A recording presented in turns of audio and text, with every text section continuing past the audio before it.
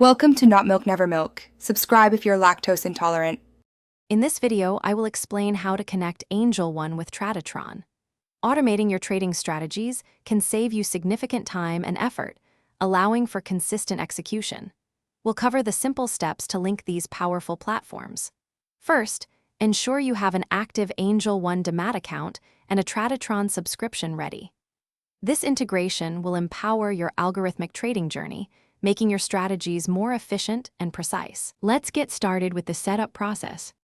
Next, we'll focus on generating the necessary API keys within your AngelOne account. Navigate to the developer section on the AngelOne website. Here, you will find the option to create new API credentials. It's crucial to generate both an API key and a client secret. Once generated, carefully copy these two pieces of information. They are vital for establishing a secure and authenticated connection with Tradetron in the next step. Keep them confidential. Now, let's bring these two platforms together within Tradetron. Log into your Tradetron account and find the Brokers or Integrations section. From the list of available brokers, select AngelOne. You will then be prompted to enter the API key and client secret you obtained from your AngelOne developer account. Paste these credentials accurately into the designated fields. This action securely links your Tradetron strategies directly to your AngelOne trading account. Finally, it's time to verify your connection and start automating.